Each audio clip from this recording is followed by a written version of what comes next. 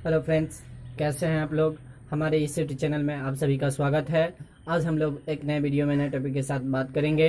तो बच्चों, आज हम लोग क्लास 10th का केमिस्ट्री रासायनिक अभिक्रिया से रिलेटेड कुछ महत्वपूर्ण टॉपिक पे बात करेंगे, जिसमें पहले टॉपिक का नाम है ऑक्सीकरण अभिक्रिया।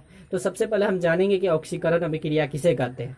तो जब किसी पदार्थ में ऑक्सीजन का जुटना, हाइड्रोजन का हटना ऑक्सीकरण अभिक्रिया कहते हैं। उदाहरण के लिए मान लेंगे, ऑक्सीकरण अभिक्रिया में जब कॉपर की अभिक्रिया ऑक्सीजन के साथ कराते हैं तो कॉपर ऑक्साइड बनता है।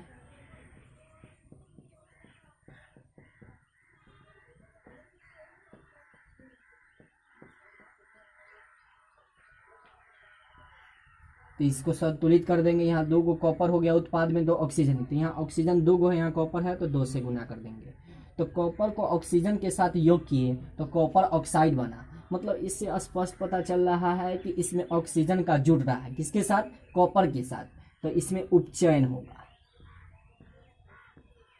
तो जब किसी रासायनिक अभिक्रिया में ऑक्सीजन का जुटना, हाइड्रोजन का हटना ऑक्सीकरण अभिक्रिया कहलाता है, या ऑक्सीकरण अभिक्रिया को उपचयन अभिक्रिया कहते हैं। और जब किसी पदार्थ में ऑक्सीजन की वृद्धि होती है उसे हम उपचयन अभिक्रिया कहते हैं। तो वह रासायनिक अभिक्रिया जिसमें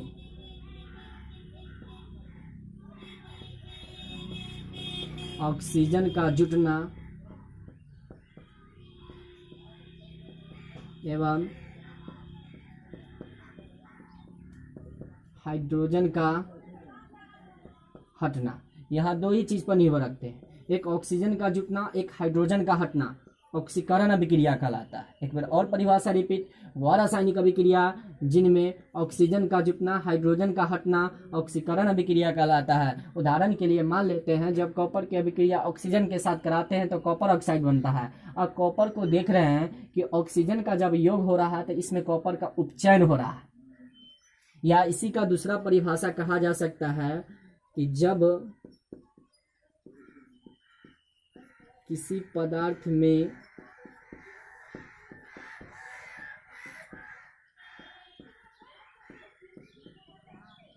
ऑक्सीजन की वृद्धि होती है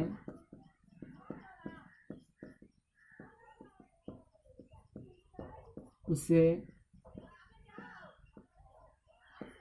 उपचयन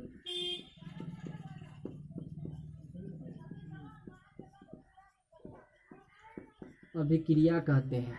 और उपचयन अभिक्रिया को ऑक्सीकरण अभिक्रिया भी कहा जाता है।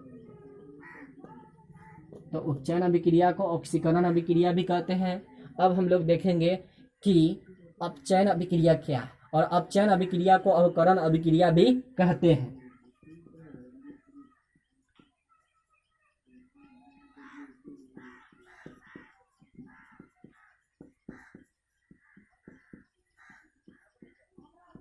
तो यहां से देखेंगे कि जब किसी पदार्थ में हाइड्रोजन का जुटना, ऑक्सीजन का हटना अवकरण अभिक्रिया कहलाता है, या इसका विपरीत होगा। इसमें ऑक्सीकरण में था कि ऑक्सीजन का जुटना और हाइड्रोजन का हटना ऑक्सीकरण अभिक्रिया, और जबकि अवकरण अभिक्रिया में हाइड्रोजन का जुटना, ऑक्सीजन का हटना अवकरण अभिक्रिया कहलाता है। तो उदाहरण के लिए मान लेते हैं, जब कॉपर ऑक्साइड की अभिक्रिया H2 के साथ कराते हैं तो कॉपर को विस्थापित करके यह जल बना देता है।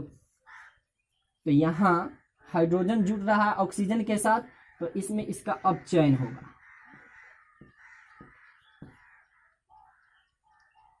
तो अपचयन हुआ तो इसमें हाइड्रोजन का जुटना तो और ऑक्सीजन का हटना अपचयन अभिक्रिया कहलाता है। तो वह रासायनिक अभिक्रिया जिसमें हाइड्रोजन का जुटना और ऑक्सीजन का हटना अवकरण अभिक्रिया कहलाता है। या जब किसी पदार्थ में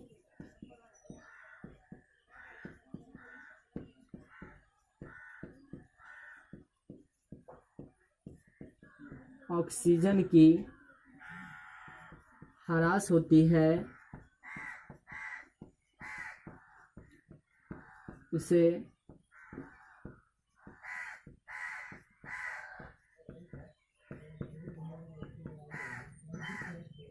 अपचयन अभिक्रिया कहते हैं। तो यहाँ हम लोग दो चीज़ देख लिए, एक ऑक्सीकरण अभिक्रिया और एक अवकरण अभिक्रिया। ऑक्सीकरण अभिक्रिया को उपचयन अभिक्रिया भी कहते हैं और अवकरण अभिक्रिया को अपचयन अभिक्रिया भी कहते हैं। और वह रासायनिक अभिक्रिया जिसमें अपचयन अथवा उपचयन की साथ साथ क्रियाएं होती है उससे हम रेडॉक्स अभिक्रिया कहते हैं।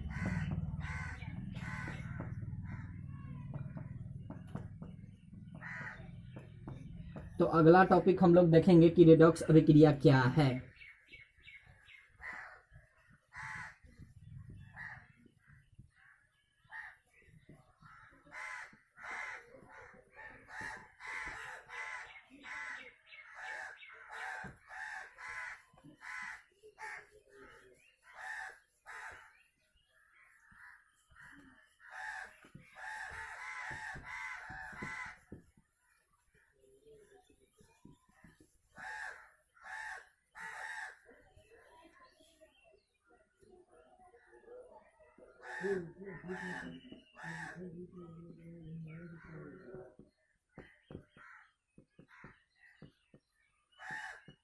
मान लेते हैं उदाहरण के लिए जैसे में जब कॉपर ऑक्साइड की अभिक्रिया H2 के साथ गर्म करते हैं तो कॉपर प्लस H2O बनता है। तो इसमें हाइड्रोजन का अपचयन हो रहा है, इसमें ऑक्सीजन का उपचयन हो रहा है। तो वह रासायनिक अभिक्रिया जिसमें उपचयन अथवा अपचयन, तो यहाँ दो चीज देखेंगे, एक उपचयन और एक अपचयन। तो वह रासायनिक अभिक्रिया जिसमें उपचयन अथवा अपचयन की क्रियाएं साथ साथ होती है उसे हम रेडॉक्स अभिक्रिया कहते हैं। उदाहरण के लिए मान लेते हैं कि जब कॉपर ऑक्साइड की अभिक्रिया हाइड्रोजन के साथ कराते हैं तो कॉपर प्लस H2O बनता है। तो बच्चों अब हम लोग नेक्स्ट टॉपिक पे बात करेंगे जिसका नाम होगा संक्षारण। तो संक्षारण किसे कहते हैं और उससे बचने का उपाय भी देखेंगे। तो संक्षारण होता है कि जब धातु अथवा धातु से बने उपकरणों को वायु में खुला छोड़ दिया जाता है तब यह आर्द्र वायु अम्ल एवं क्षारकों के प्रभाव से धीरे धीरे संक्षारित होने लगता है। तो इस क्रिया को संक्षारण कहते हैं। तो हम लोग देखें संक्षारण, जब धातु अथवा धातु से बने उपकरणों को वायु में खुला छोड़ दिया जाता है तब यह आर्द्र वायु अम्ल एवं क्षारकों के प्रभाव से धीरे धीरे संक्षारित होने लगता है। तो इस क्रिया को संक्षारण कहते हैं। एक बार और परिभाषा रिपीट, जब धातु अथवा धातु से बने उपकरणों को वायु में खुला छोड़ दिया जाता है तब यह आर्द्र वायु अम्ल एवं क्षारकों के प्रभाव से धीरे धीरे संक्षारित होने लगता है। तो इस संपूर्ण क्रिया को संक्षारण कहते हैं। तो संक्षारण से बचने का उपाय देखेंगे हम लोग।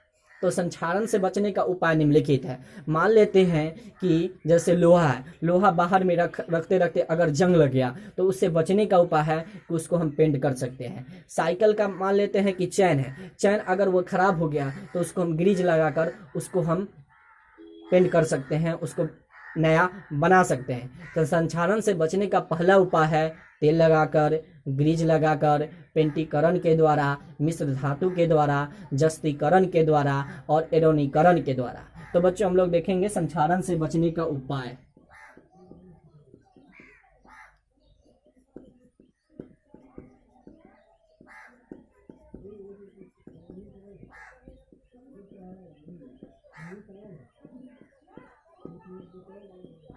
पेंट लगाकर,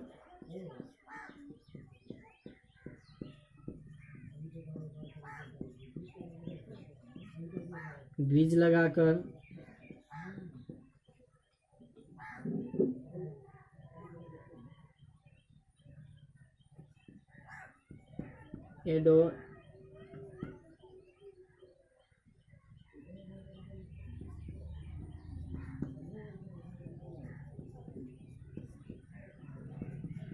एडोनीकरण के द्वारा